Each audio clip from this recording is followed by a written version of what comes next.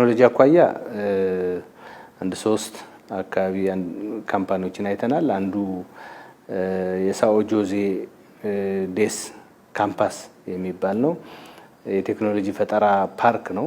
የአይሲቲ ፓርክ ብለን እንደምንጠራው እኛ ከስታርታፖች ጀምሮ መካከለኛም ከፍተኛም የሆኑ ኢንዱስትሪዎች በተለይ በአይሲቲው ዘርፍ የሚመራመሩ ሀሳብ የሚያመጡ እንዲሁም ደግሞ ወደ ትግበራ የሚሸጋገሩ እንዲሁም ደግሞ ዓለም አቀፍ የሆነ እውቅና ያላቸው ተቋማትንም እዚያ አካባቢ ኢንዱስትሪ ውስጥ እንዲገቡ በማድረግ አንዷን ከተማ ኦልሞስት የኢንዱስትሪ ከተማ ለማድረግ የአይሲቲ ኢንዱስትሪ ከተማ ለማድረግ እየሰሩ ያሉት ነገር በጣም ትልቅ ነው።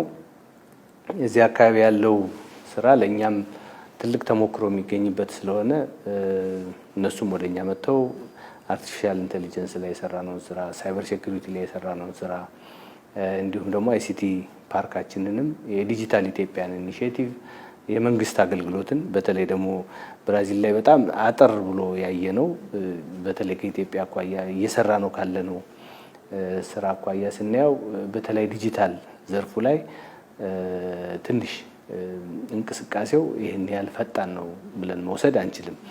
የመንግስት አገልግሎት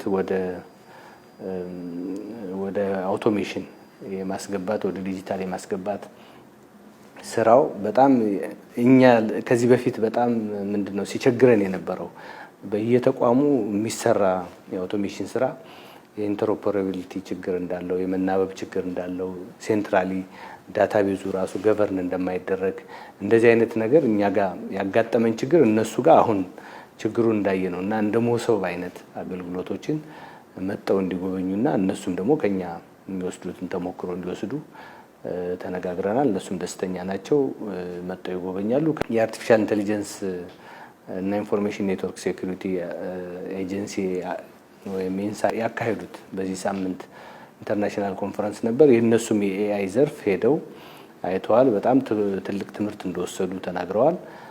ነገር ግን እዚህ አይሲቲ ዘርፍ ላይ ያሉ ደግሞ በጣም ትላልቅ ተመራማሪዎች አሉ።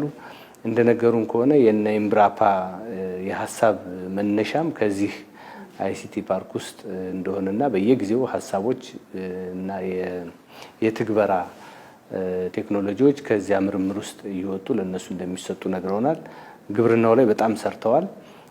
ገቨርናንስ ላይ የመንግስት አገልግሎት ላይ ደግሞ ትንሽ ወደ ኋላ የቀረ ነገር አላቸው። ቴሌኮም ዘርፉ ላይ እንግዲህ እናንተም ትንሽ ወጣ ስትሉ አይታችሁት ከሆነ በጣም ኔትወርክ የሚያስቸግርበት አካባቢ ነው። እዚህ አካባቢም ላይ እኛ ባለን አጠቃላይ ጃይንት የቴሌኮም በተለይ ኢትዮ ቴሌኮምን ወደ ሌሎች አካባቢዎችም ሄዶ እንዲሰራ የመንግስት ፍላጎት ስለሆነ በኢንቨስትመንት ሆልዲንጉም ተነጋግረን እነሱ ሁሉ ጎብኝተው የተሻለ የሚሉት ላይ መርጠው ግንኙነታችንን ለማሳደግ የሚያስችል ስራም ሰርተናል። በቅርቡ ይጎበኙናል ብለን እናስባለን። ይሄንን ተነጋግረናል።